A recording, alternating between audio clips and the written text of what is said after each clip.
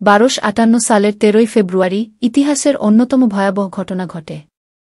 মঙ্গল সাম্রাজ্যের সেনাপতি Hulagu Khan তার বিশাল বাহিনী নিয়ে প্রবেশ করেন বাগদাদে, আব্বাসীয় খিলাফতের রাজধানী এবং তৎকালীন মুসলিম বিশ্বের ধর্মীয় ও সাংস্কৃতিক কেন্দ্র। টানা এক সপ্তাহ ধরে চলে নিষ্ঠুর লুটপাট, ধ্বংসযজ্ঞ ও গণহত্যা। শহরটি পরিণত হয় এক মৃত্যুপুরীতে। হালাকুর আদেশে নির্মমভাবে হত্যা করা হয় আব্বাসীয় খলিফা আল-মুস্তাসিমকে, যিনি ছিলেন ইসলামের খিলাফতি শাসনের শেষ প্রতীক। এই ঘটনা সমগ্র মুসলিম জাহানকে নাড়িয়ে দেয়, ইতিহাসের মোড় ঘুরিয়ে দেয়। মধ্যপ্রাচ্যে মঙ্গল আগ্রাসনের সূচনা।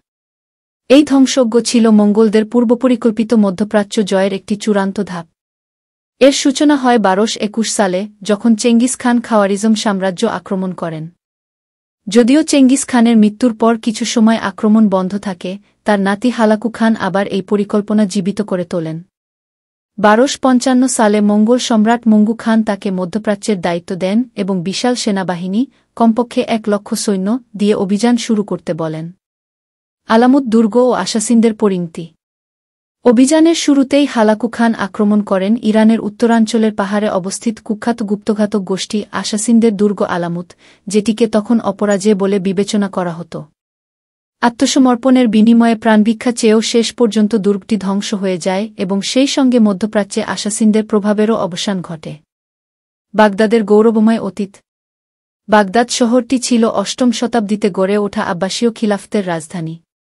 750 সালে উমাইয়া খিলাফত উৎখাতের পর আব্বাসীরা এটি গড়ে তোলে এক অনন্য জ্ঞান ও সংস্কৃতির কেন্দ্র হিসেবে।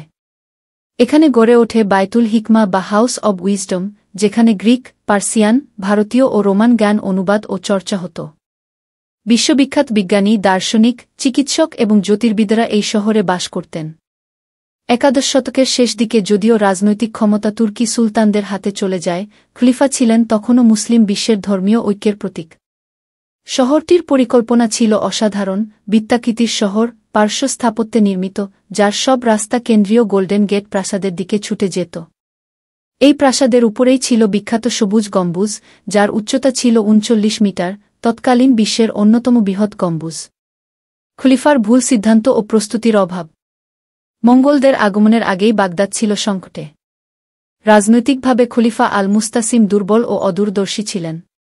শত্রুর হুমকি সত্ত্বেও তিনি সেনা বাড়াননি, মিত্রদের সহযোগিতা চাননি। এমনকি মিসর ও সিরিয়ার শক্তিশালী মমলুক শাসকদের সঙ্গে জোট করতেও ব্যর্থ হন। ফলে শহরটি অরক্ষিত ও দুর্বল অবস্থায় পড়ে। বাগদাদের পতন ও ধ্বংস। 1258 সালের 29 জানুয়ারি হালাকুর বিশাল বাহিনী বাগদাদের সীমান্তে এসে পৌঁছায়। দুর্বল আব্বাসীয় প্রতিরক্ষা সহজেই ধসে পড়ে। হালাকুর সৈন্যরা কৌশলে বাঁধ ভেঙে বন্যা ঘটিয়ে হাজারো সৈন্য ডুবিয়ে মারে। এরপর শুরু হয় ঘেরাও।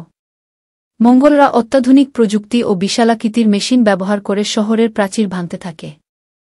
দিনের পর দিন চলে অন্তহীন ঝড়ের মতো হামলা। অবশেষে প্রাচীর ভেঙে মঙ্গল বাহিনী শহরে প্রবেশ করে এবং শুরু হয় ইতিহাসের অন্যতম ভয়াবহ গণহত্যা।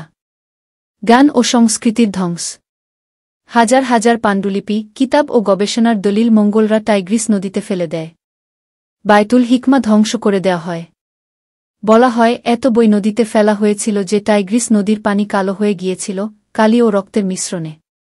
অসংখ্য আলেম, কবি, চিকিৎসক ও সাধারণ মানুষ হত্যা করা হয়। অনেক ঐতিহাসিক অনুমান অনুযায়ী প্রায় 8 থেকে 10 লক্ষ মানুষ এই হামলায় নিহত হন। ইতিহাসে প্রভাব। বাগদাদের পতনের মধ্য দিয়ে 5 বছরের বেশি সময় ধরে চলা আব্বাসীয় খিলাফতের অবসান ঘটে। যদিও খিলাফতের নামমাত্র উত্তরসূরি পরে কায়রোতে কিছুদিনের জন্য টিকে থাকে, কিন্তু তা আর কখনো পূর্বের মতো প্রভাবশালী হয়ে ওঠেনি। এই ঘটনা শুধু এক শহরের পতন নয়, একটি সভ্যতা, একটি জ্ঞাননির্ভর সমাজের করুণ পরিণতি।